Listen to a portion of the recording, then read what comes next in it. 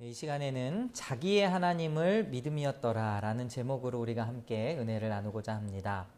여러분 아마 오늘 본문을 모르시는 분은 거의 없을 거예요.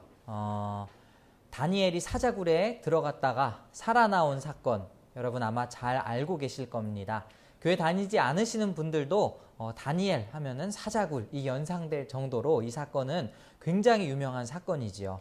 그런데 우리가 주일학교 때 이 다니엘의 사자굴 사건을 접해보신 분이라면 아무래도 이 다니엘이라는 인물이 누구였을까에 훨씬 더 많이 집중이 되어서 설교를 들어봤을 것 같아요. 그런데 제가 여러분에게 늘 말씀드리듯이 성경은 사람에 관한 이야기가 아니라 하나님에 관한 이야기입니다.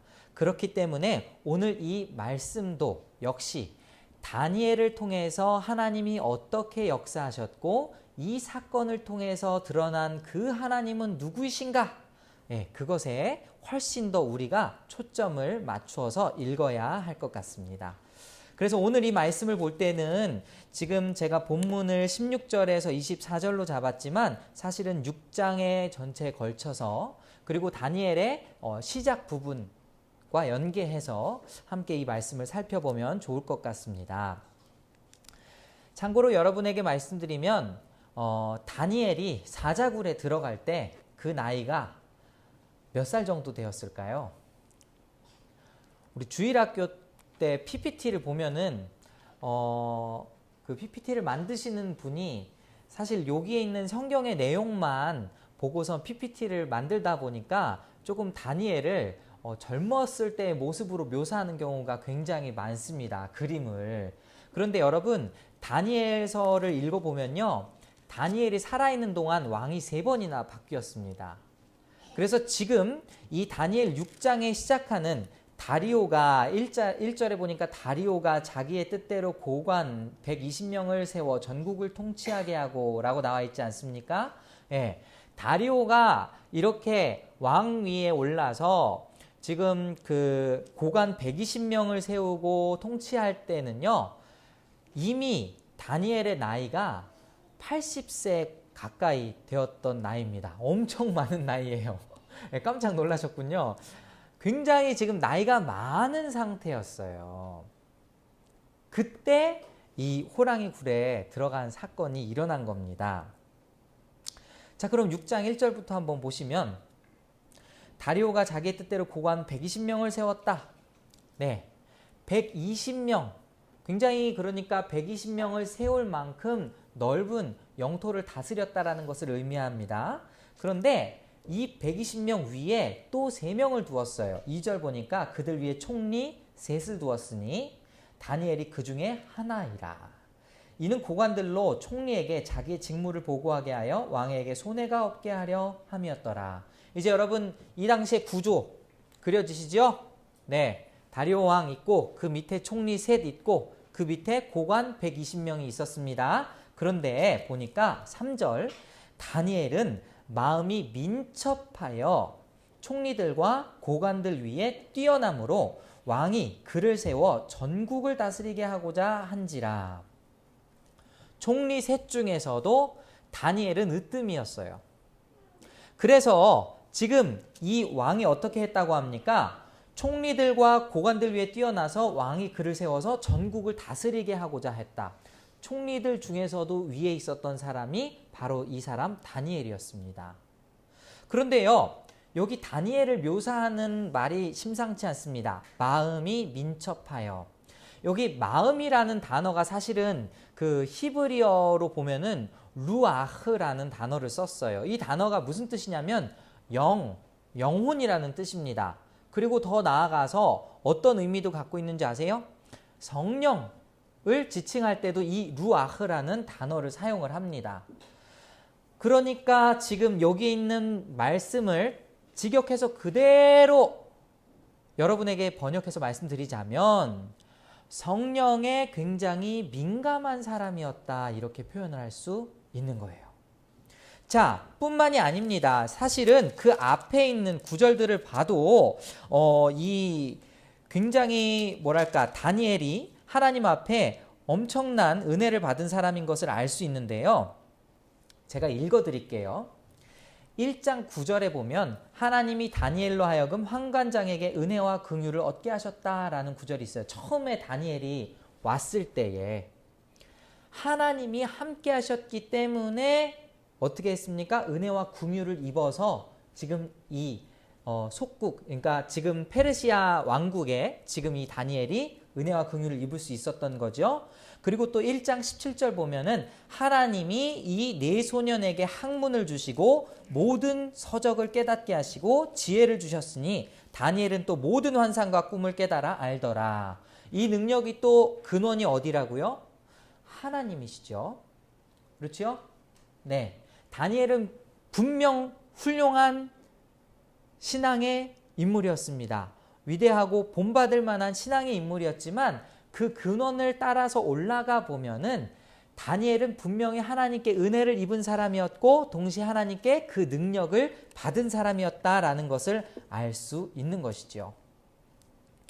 그 다니엘이 이제 총리 중에 으뜸이 되었습니다. 그런데 4절 보면 다시 본문으로 돌아와서 6장 4절 보면 이에 총리들과 고관들이 국사에 대하여 다니엘을 고발할 근거를 찾고자 하였으나 아무 근거 아무 허물도 찾지 못하였으니 이는 그가 충성되어 아무 그릇됨도 없고 아무 허물도 없음이더라 라고 나와 있어요.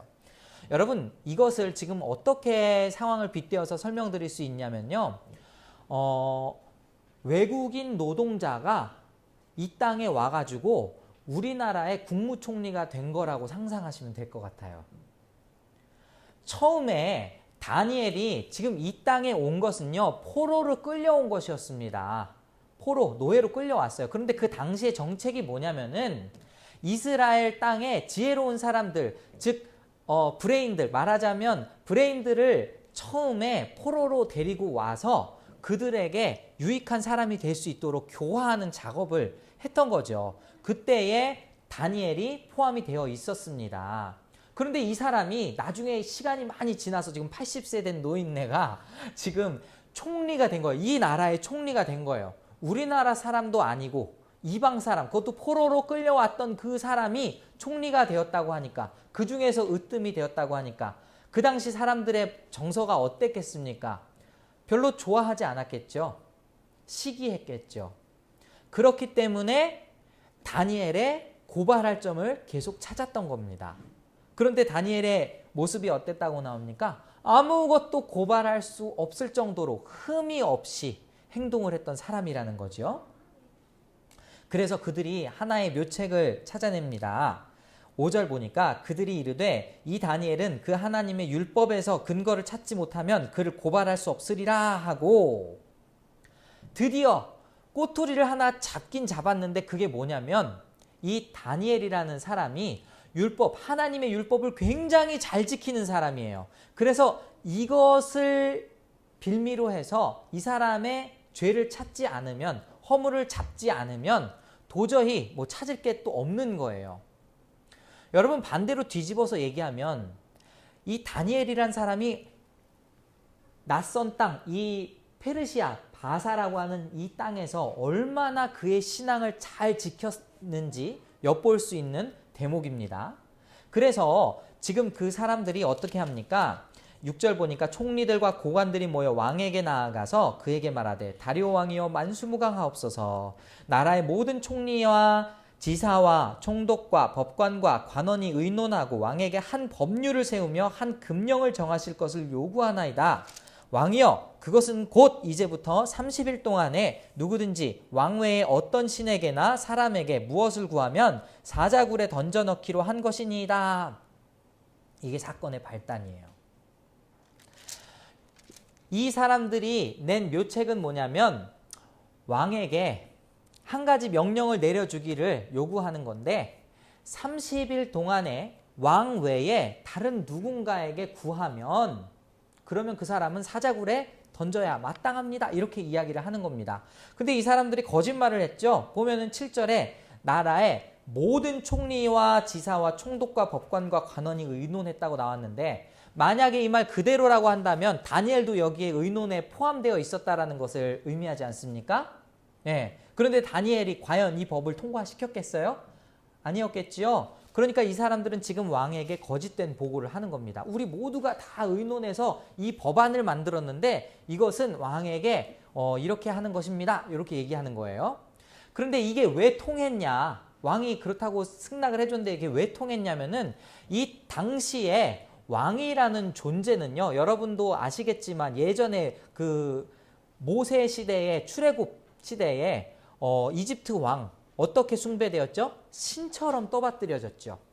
그리고 이것은 나아가서 헬라 제국까지도 로마의 왕이 마치 신인 것처럼 그런 존재로 여겨졌던 때가 있었죠. 지금 이 밑에 있었던 사람들, 즉 다니엘을 대적하는 사람들은 왕을 마치 신처럼 떠받드는 척하면서 다니엘을 고발할 빌미를 잡게 된 거죠. 지금 왕이 이것을 어떻게 합니까? 흔쾌히 승낙합니다. 9절 보니까 이에 다리오 왕이 조서에 왕의 도장을 찍어 금령을 내렸다라고 하는데 이 조서를 찍은 게요 어마어마한 겁니다. 그 앞서 8절을 보면은 그 조서에 왕의 도장을 찍어 메대와 바사에 고치지 않는 규례를 따라 그것을 다시 고치지 못하게 하옵소서. 이거 한번 딱 찍히면은 절대로 고칠 수가 없어요. 이 사람들이 얼마나 이 계략을 치밀하게 짰는지 아시겠죠? 그런데 저는 여러분에게 여기에서 한 가지 하나님의 섭리를 말씀드리고 싶습니다. 뭐냐면 첫 번째, 지금 이 기간이 한 달이었다라는 거예요. 한 달이라는 기간은 다시 한번 생각해 보면 다니엘이 그래 이제 나도 늙었으니까 나도 좀 힘든데 한 달 정도는 내가 숨어서 사람들 몰래 좀 기도하고 참다가 한 달 뒤에 내가 원래 하던 대로 기도해도 하나님 날 용서하고 받아주시겠지. 그렇잖아요. 앞으로 다시는 이렇게 하면 안 되겠다라고 하고 한 달만이면 되는데 주위 사람도 그렇게 설득하지 않았겠습니까? 상상하건대. 그렇지요? 그리고 또 하나의 장치가 있어요. 사자굴입니다. 여러분, 왕의 명령을 어겼을 때 바로 사형을 당할 수 있도록 해주십시오. 이렇게 했으면은 다니엘은 두말할 여지 없이 바로 참수형을 당했든지 해서 바로 죽었을 일이었어요. 그런데 이 사람들이 이 법에 대한 위배한 사람들, 이 법을 위반했을 때의 조항으로 사자굴에 넣는다고 했었죠. 여기에 이미 하나님이 개입하셨다라고 이야기할 수 있습니다. 앞으로 이 일을 통해서 어떻게 또 하나님이 역사하실지 우리가 계속해서 한번 살펴보겠습니다. 10절 보니까 다니엘이 어떻게 했어요? 다니엘이 이 조서에 왕이 도장이 찍힌 것을 알고도 그럼에도 불구하고 자기 집에 돌아가서는 윗방에 올라가 예루살렘으로 향한 창문을 열고 전에 하던 대로 하루 3번씩 무릎을 꿇고 기도하며 그의 하나님께 감사하였더라라는 구절이 있어요. 여러분, 지금 이 다니엘의 행동을 여러분은 이해하시겠습니까? 굉장히 정말 그 신앙으로 따지면 어마어마한 신앙의 인물이지요. 여기 보니까 전에 하던 대로라고 나와 있어요. 다니엘이 원래 계속해서 기도했던 대로 지금 변함없이 이 조서와 상관없이 기도를 하고 있다 이 말입니다. 그런데 또 여기 보면은 특이한 표현이 있는데 예루살렘을 향한 창문을 열고 왜 그렇게 기도했을까요? 여러분 여기에 보면은 유대인의 관습을 우리가 한번 살펴볼 수 있습니다. 하나는 예루살렘을 향해서 기도했다라는 것, 그리고 하나는 하루에 3번 기도했다라는 것. 이것은 구약시대 곳곳에 나와 있는 부분인데요. 일단 제가 한번 열왕기상 8장 29절에서 30절 말씀을 읽어드릴게요. 이게 뭐냐면은 솔로몬이 성전을 건축한 다음에 지금 그 예루살렘의 성전을 솔로몬이 건축하지 않았습니까? 건축한 다음에 성전을 봉헌할 때에 하나님께 드린 간구의 기도가 이 8장에 들어있어요. 그런데 여기에 솔로몬이 어떻게 기도했냐면 제가 읽어드리겠습니다. 주께서 전에 말씀하시기를 내 이름이 거기 있으리라 하신 곳이 성전을 향하여 주의 눈이 주야로 보시오며 주의 종이 이곳을 향하여 비는 기도를 들으시옵소서. 주의 종과 주의 백성 이스라엘이 이곳을 향하여 기도할 때에 주는 그 간구함을 들으시되 주께서 계신 곳 하늘에서 들으시고 들으시사 사하여 주옵소서. 이 기도를 합니다. 다니엘은 지금 이 기도에 의지해서 계속해서 예루살렘을 향하여 기도하고 있는 것이죠. 무슨 말인지 이해하셨죠? 자, 그럼 그래서 여러분 이렇게 적용하면 되겠습니까? 아, 이제부터는 우리가 서초를 향하여 기도해야겠다. 자, 이제는 우리가 사는 곳에서부터 예술의 전당을 향해서 기도해야겠다. 여러분 이렇게 기도의 법칙을 만들지 마시기 바랍니다. 제 말을 오해하지 말고 잘 들어주시기 바라요. 지금뿐만 아니라 다니엘은 하루에 3번 기도를 했다고 말씀드렸죠. 그래서 여러분 마치 이것이 응답받는 기도의 비결인 것처럼 아, 이제부터 하루에 3번씩 기도해야겠다. 아, 이제부터 내가 교회를 향해서 기도해야겠다. 라고 생각을 한다면 이건 뭔가 잘못된 거예요. 왜요? 목적이 응답받기 위한 것에 달려있기 때문에. 여러분, 하나님과 우리와의 관계는 아버지와 자녀와의 관계이지 어떤 공식에 의해서 움직이는 관계가 아니라는 것이죠. 여러분이 하나님과 더 가까워지기 위해서, 내가 하나님과 더 친밀하게 교제하기 위해서 내가 하루에 3번 기도할 것이다. 너무 좋습니다. 내가 우리 교회를 하나님께서 정말 기뻐하시고 사랑하시기 때문에 교회를 향하여 기도하겠다. 너무 좋습니다. 그런데 그 기도가 마치 내 응답을 받기 위한 어떤 조건으로 공식이 되어버린다면 그것은 뭔가 잘못되었다라는 것이죠. 우리는 때로 우리가 기도가 응답이 너무 안 돼가지고 책들도 막 찾아봅니다. 응답받는 기도의 비결 뭐 이런 걸 찾아보는데 여러분 그 기도대로 하면은 과연 될까요? 물론 제가 그 책을 읽어본 것도 있고 아닌 것도 있겠지만 사실은 기도의 포인트는 교제이지요. 여러분 예를 들어서 한번 생각해 볼게요.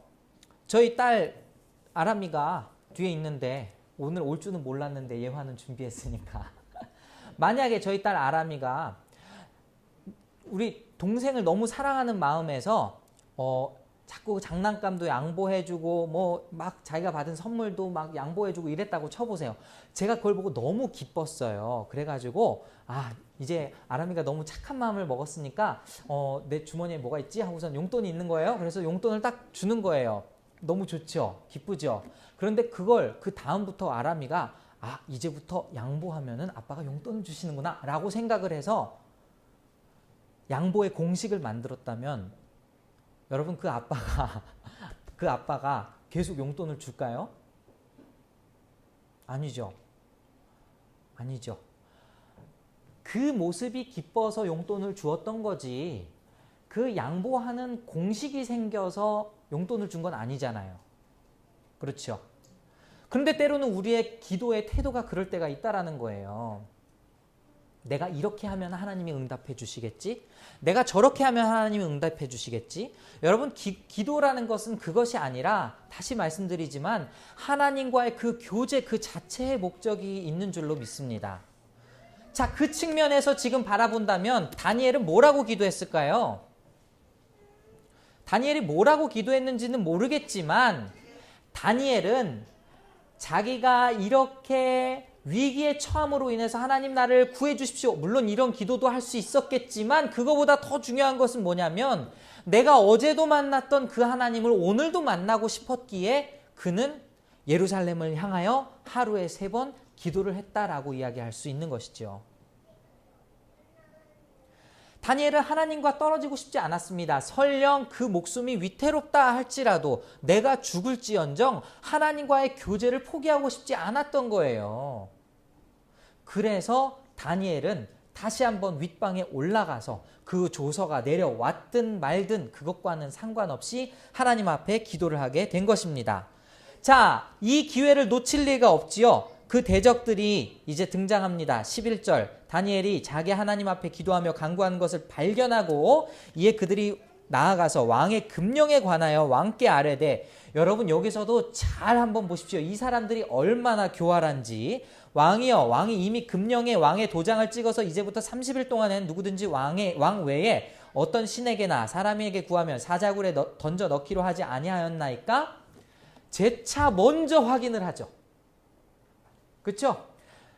왕이시여 다니엘이 이랬습니다. 이걸 먼저 얘기하는 것이 아니고 왕이시여 기억하시는 바와 같이 왕께서 내린 조서에는 이런 내용이 있지 않습니까? 다시 한번 확인합니다. 12절에 왕이 대답하여 이르되 이 일이 확실하니 메대와 바사에 고치지 못하는 규례니라. 13절 그들이 왕 앞에서 말하여 이르되 왕이여 사로잡혀온 유다 자손 중에 다니엘이 왕과 왕의 도장이 찍힌 금령을 존중하지 아니하고 하루 3번씩 기도하니이다. 이제 고발을 했어요. 그때 왕의 반응이 어땠습니까? 14절 왕이 이 말을 듣고 그로 말미암아 심히 근심하여 다니엘을 구원하려고 마음을 쓰며 그를 건져내려고 함을 다하다가 해가 질 때에 이르렀더라. 여러분 여기 구원이라는 단어가 써 있음을 기억하시기 바랍니다. 아무리 왕이라고 해도 참 어리석은 왕이지요. 아무리 왕이라고 해도 자신이 총애하는 신하를 구해낼 길이 없었어요. 사람으로서 이 사람을 구원해낼 능력이 없었다라는 겁니다. 그런데 참 그 마음에 굉장히 안타까움이 온 거예요. 왜냐하면 왕도 이 다니엘만한 충신이 없었기 때문에 그가 죽는다는 생각을 하니까 그 마음이 얼마나 근심하게 되었겠습니까? 그런데 지금 또 재촉을 합니다. 15절 그 무리들이 또 모여 왕에게로 나아가서 왕께 말하되 왕이여 메대와 바사의 규례를 아시거니와 왕께서 세우신 금령과 법도는 고치지 못할 것이니이다 하니 굉장한 압박을 가하죠. 그래서 어쩔 수 없이 왕이 그 명령에 따르기로 합니다. 이에 왕이 명령하매 다니엘을 끌어다가 사자굴에 넣는지라. 왕이 다니엘에게 이르되 네가 항상 섬기는 너의 하나님이 너를 구원하시리라. 이렇게 이야기를 합니다. 이에 돌을 굴려다가 굴 어기를 막음에 왕이 그의 도장과 귀족들의 도장으로 봉하였으니 이는 다니엘에 대한 조치를 고치지 못하게 하려 함이라.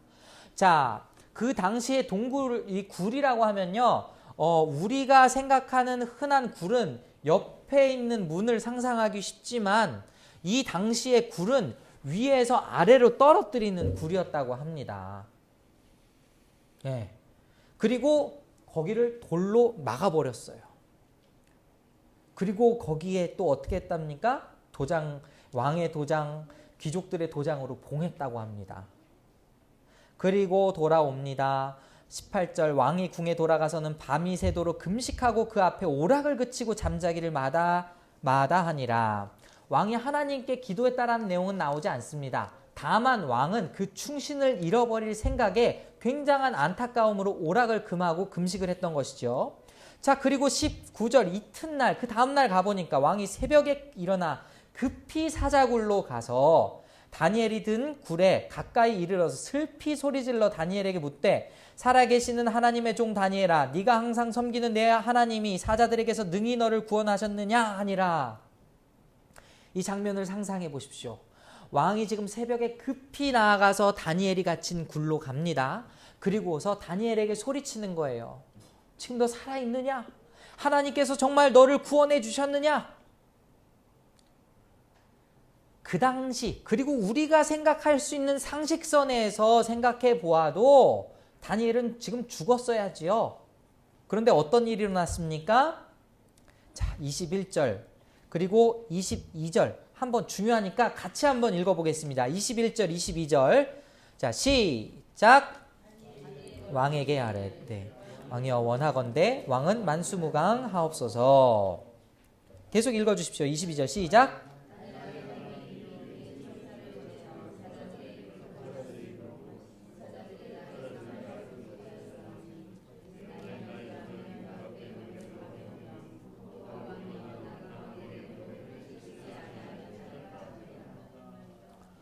네, 엄청난 일이 일어나지요. 다니엘이 이야기합니다.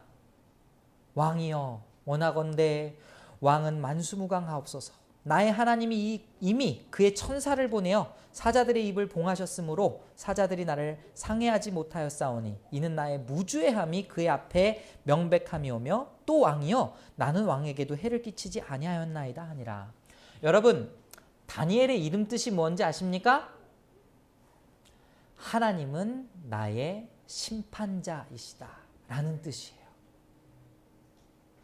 지금 하나님이 직접 심판해 주셨습니다. 사자굴에 들어간 그 순간부터 하나님이 직접 이 심판의 중재자로 나서시는 것이죠. 하나님이 문자 그대로 한다면 천사들을 통해서 그 입을 봉해 주셨어요. 여러분, 일부 자유주의 신학자들은 이 당시 사자들이 너무 배불러가지고 먹을 게 없어가지고 다니엘을 뜯어먹지 않았다라고 이야기하지만 사실 역사적 정황에서 비춰봤을 때 이렇게 범죄한 자들이 처해지는 이 사자굴에 들어가서 죽게 되는 이 사형은요, 굶주린 사자들이 가득한 곳입니다. 그런데 기적적으로 그들과 함께 있으면서 잡아먹힘을 당하지 않았다라는 거예요. 얼마나 놀랍습니까? 그리고 왕이 심히 기뻐서 다니엘을 굴에서 올리라 하매 그들이 다니엘을 굴에서 올린즉, 그래서 굴에서 올리라고 하는 거예요. 그래서 굴을 올리라. 네. 그렇게 한즉 그의 몸이 조금도 상하지 아니하였으니 이는 그가 자기 하나님을 믿음이었더라. 자, 여기에서 다니엘이 살아난 이유가 어디에 있다라고 얘기합니까? 다니엘이 그의 하나님을 믿었기 때문이다. 이게 포인트. 이게 오늘 첫 번째 포인트입니다. 여러분, 우리가 지금 이 땅에서 살면서 사실은 우리는 의식하지는 못하지만 수없이 다니엘의 사자굴에 빠졌다 들어왔다 빠졌다 들어왔다 하고 있어요. 그것이 바로 영적 전쟁을 살고 있는 우리들의 삶입니다. 그런데 어떤 식으로 다가오는지 아십니까? 아무렇지도 않을 때에 평소에 하나님에 대한 여러분의 믿음을 시험할 때 찾아오는 거예요. 믿음의 타협은 없습니다. 믿음의 양보가 없다라는 뜻이에요. 세상이냐 하나님이냐 둘 중 하나를 택하여야 할 때에 그때에 여러분은 어떤 길을 택하시겠습니까? 여러분, 하나님께서는 지금 이 성경을 영감으로 기록하셨잖아요. 그런데 이 다니엘이 살아나게 된 그 이유를 어디에 두고 있어요? 그가 자기 하나님을 믿음이었다. 하나님을 믿었기 때문에 그가 건짐을 받았다. 그렇다면 이 세상에서 이 어둡고 악하고 타락한 세상 가운데에서 여러분이 건짐을 받을 수 있는 유일한 방법이 있다면 그것이 무엇이겠습니까? 믿음으로 살아야 한다라는 것이지요. 때때로 여러분, 이 말은 참 무겁게 와닿습니다. 때때로 여러분, 이 말은 너무나도 뜬구름 잡는 것과 같은 모호한 이야기이기도 해요. 아니, 믿음으로 산다는 게 도대체 어떤 말입니까? 하나님, 이런 상황 가운데서도 내가 믿음으로 살아야 된다, 이 말이에요? 정말 너무하시지 않습니까? 우리는 때로 하나님 앞에 이렇게 이야기할 때가 참 많다라는 거예요. 그런데 여러분, 오늘 이 말씀이 왜 써 있을까를 생각해 보겠습니다. 지금 다니엘서를 읽는 1차 독자들은 누구였냐면요, 포로에서 지금 막 해방하게 된, 다시 한번 이스라엘 땅으로 돌아오게 된 이스라엘 백성들이었어요. 그 이스라엘 백성들이 이 다니엘서를 읽으면서 무엇을 느꼈을까요? 굉장히 중요한 질문이에요. 아, 우리가 믿음대로 살지 않았을 때에 하나님 앞에 이렇게 나라도 잃고 우리의 가족도 잃고 모든 것을 잃어버렸었구나. 다시 뒤집어 얘기하면 다니엘의 모습과 같이 우리가 믿음으로 바로 섰을 때에 하나님께서 우리를 건져주시는구나, 우리를 구원해 주시는구나 하는 것을 그 당시에 1차 독자들이었던 이스라엘 백성들은 느낄 수 있었을 것입니다. 여러분, 또 한 가지 중요한 것은 무엇인지 아세요? 두 번째는 이 가운데 드러난 하나님의 영광입니다. 이 한 사람의 순종을 통해서, 이 한 사람의 흔들림 없는 믿음을 통해서 누가 영광을 받으셨느냐? 하나님이 영광을 받으셨다라는 거예요. 자, 일단 24절을 먼저 보시면 왕이 말하여 다니엘을 참소한 사람들을 끌어올리게 하고 그들을 그들의 처자들과 함께 사자굴에 던져넣게 하였더니 그들이 굴 바닥에 닿기도 전에 사자들이 곧 그들을 움켜서 그 뼈까지도 부서뜨렸더라. 여러분, 이 얼마나 굶주렸던 사자들인지 지금 24절을 보면 그게 묘사되고 있는 겁니다.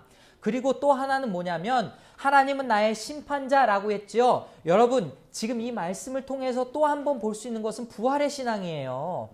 하나님이 마지막 그때에 의인은 살리시고 악인은 심판하신다 라는 부활 사상이 지금 이 작은 하나의 사건에서 다 드러나고 있습니다. 그리고 나서 그 부활 이후에 마지막 끝은 어떻게 되는지 아십니까? 하나님이 영광을 받으신다는 거예요. 25절부터 보니까 이에 다리오 왕이 온 땅에 있는 모든 백성들과 나라들과 언어가 다른 모든 사람들에게 조서를 내려 이르되 원하건대 너희에게 큰 평강이 있을지어다.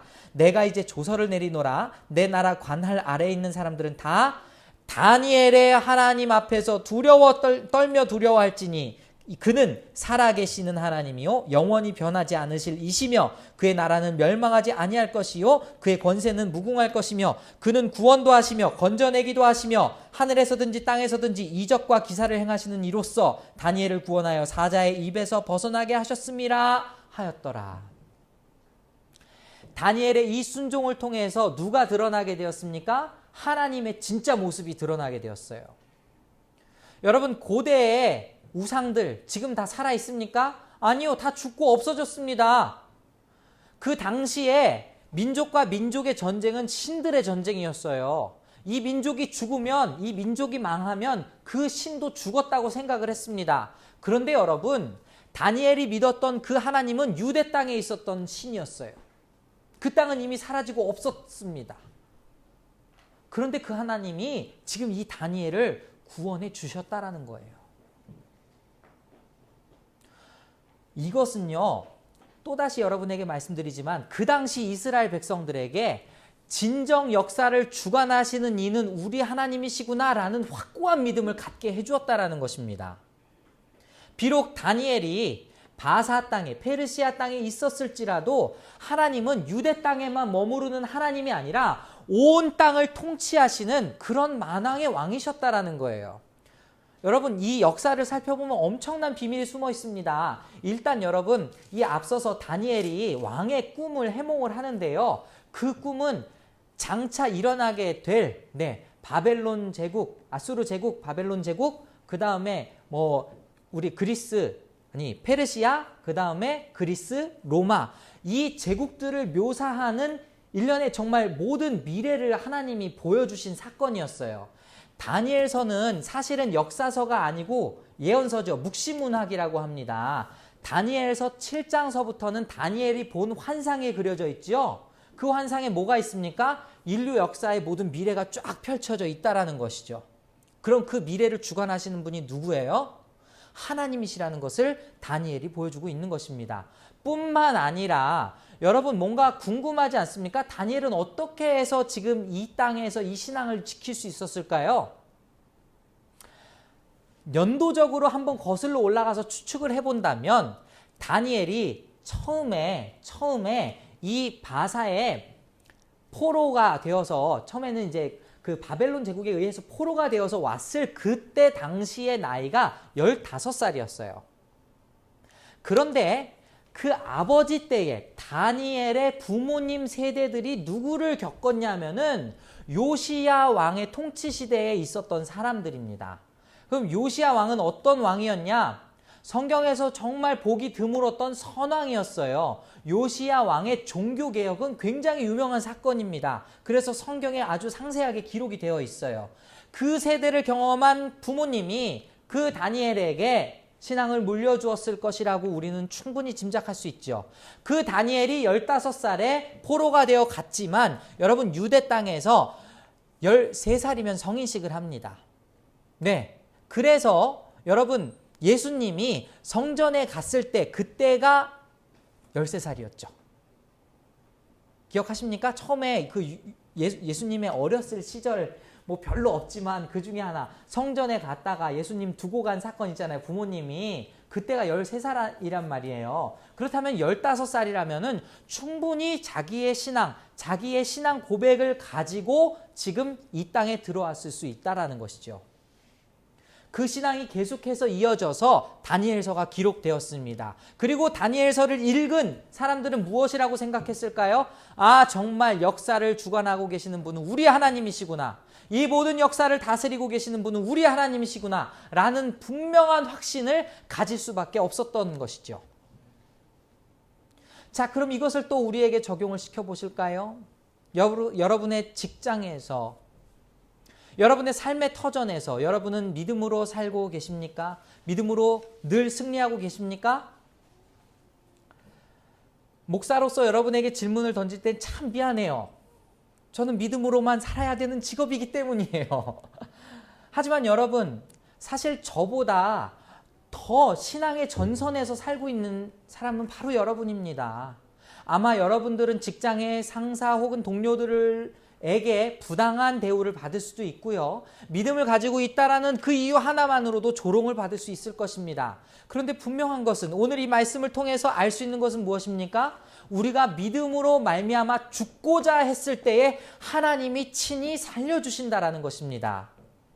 여러분, 이것은 구약의 가르침이 아니에요. 구약에서 머무르는 가르침이 아니라는 것입니다. 마태복음에 가면은 주님께서 뭐라고 말씀하셨지요? 10장 39절에, 마태복음 10장 39절에 자기 목숨을 얻는 자는 잃을 것이요 나를 위하여 자기 목숨을 잃는 자는 얻으리라 라고 주님 말씀하셨어요. 마태복음 16장 25절에도 이와 비슷한 말씀하십니다. 누구든지 제 목숨을 구원하고자 하면 잃을 것이요 누구든지 나를 위하여 제 목숨을 잃으면 찾으리라. 여러분, 다시 뒤집어서 한번 오늘의 사건을 돌이켜서 생각해 볼까요? 30일 동안 이 조서가 내려졌을 때에 다니엘이 그래, 나도 이제 늙고 지쳤으니까 나 혼자 몰래 조용히 하나님 앞에 기도하자라고 했더라면 어떻게 되었을까요? 그래도 다니엘은 살았을 것입니다. 그런데 중요한 것은요, 이 위기 속에서 그가 하나님을 고백하는 신앙을 통해서 결국엔 그가 건져냄을 얻었다라는 거예요. 살리심을 받았다라는 거예요. 그리고 더 나아가서 그의 신앙의 태도를 통해서 무엇이 어떻게 되었습니까? 하나님의 영광이 온 천하에 드러나는, 정말 하나님의 이름을 증거하게 되는 놀라운 계기로 하나님께서 사용하셨다라는 것이지요. 믿으십니까? 여러분의 삶의 터전에서도 이런 일들이 많이 일어날 수 있기를 간절히 소원합니다. 여러분, 믿음의 타협은 없어요. 때로 정말로 우리의 뼈와 우리의 살을 아프게 하는 그러한 신앙의 질문들이 우리에게 참으로 많이 다가옵니다. 그런데 그 질문은 누가 던지는 것일까요? 여러분의 직장 상사가 던지는 것일까요? 여러분의 직장 동료가 던지는 것일까요? 그렇지 않습니다. 영적으로 우리가 다시 한번 돌이켜보면 하나님께서 여러분의 믿음을 확인하시는 작업인 거예요. 하나님께서 다시 한번 여러분에게 네가 진정 나를 사랑하느냐? 라고 물어보시는 겁니다. 네가 진정 이 상황에도 나를 믿고 있는 것이냐? 그것을 하나님은 계속해서 물어보시는 거예요. 우리가 믿음의 고백으로 계속해서 하루하루를 살아갈 때에 그 결과는 우리의 모든 삶을 걸쳐서 하나님이 영광 받으신다라는 것입니다. 그래서 이 다니엘서에서는 굉장히 특징적인 이야기가 있어요. 하나님의 이름들 앞에 무수히 많은 소유격이 가 있습니다. 우리의 하나님, 그들의 하나님, 사드락과 메삭과 아벳느고의 하나님, 나의 하나님, 다니엘의 하나님, 누구의 하나님? 여러분, 여러분의 하나님이 되시기 바랍니다. 원우의 하나님, 아영이의 하나님, 예니의 하나님, 정말 우리의 삶 가운데에서 우리 김희수 권사님 보니까 김희수 권사님의 하나님을 내가 믿고 싶어요. 이런 주변의 고백들이 넘쳐날 수 있기를 바랍니다. 전도는 다른 게 없어요. 우리가 믿음의 신앙의 고백으로 살아갈 때에 그 삶의 연속선 상에서 아름다운 열매들이 맺어질 줄 믿습니다. 마지막으로 여러분, 이제 사순절이 시작됩니다. 예수님이 어떻게 순종하셨다고요? 죽기까지 순종하셨다고요.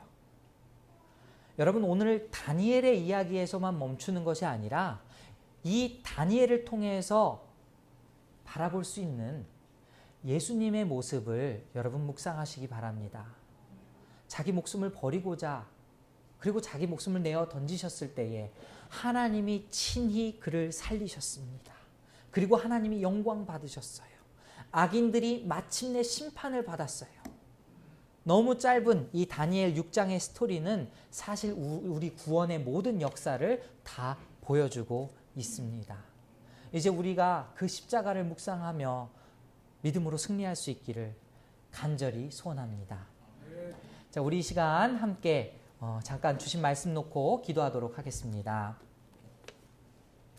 혹시 여러분의 삶 가운데에 믿음과 세상과 타협했던 그러한 나의 모습들이 있다면 이 시간 하나님 앞에 내려놓고 나에게 더 큰 믿음을 허락하여 주시옵소서, 이렇게 간구하는 여러분 되시기 바랍니다. 믿음은 선물로 주어지는 것입니다. 우리가 노력해서 받을 수 있는 것이 아니에요. 그러니까 하나님께 여러분 정말 믿음을 선물로 달라고 간구해 주시기 바랍니다. 그래서 우리가 정말 이 세상 가운데 타협하는 것이 아니라 이 믿음만 가지고도 충분히 승리하는, 그래서 정말 히브리서에 나온 말씀과 같이 세상이 감당할 수 없는 그러한 사람들로 이 세상에서 승리할 수 있는 삶을 살게 해달라고 여러분 기도하셨으면 좋겠습니다. 두 번째로, 우리의 삶을 통해서 오직 하나님만이 영광 받아 주시옵소서. 우리의 삶을 통해서 하나님만이 영광 받아 주시고 나의 삶으로 인해서 주님의 이름이 드러날 수 있도록 하나님 나를 사용하여 주시옵소서. 이렇게 오늘 주신 말씀 놓고 합심해서 잠깐 기도하도록 하겠습니다. 하나님 아버지.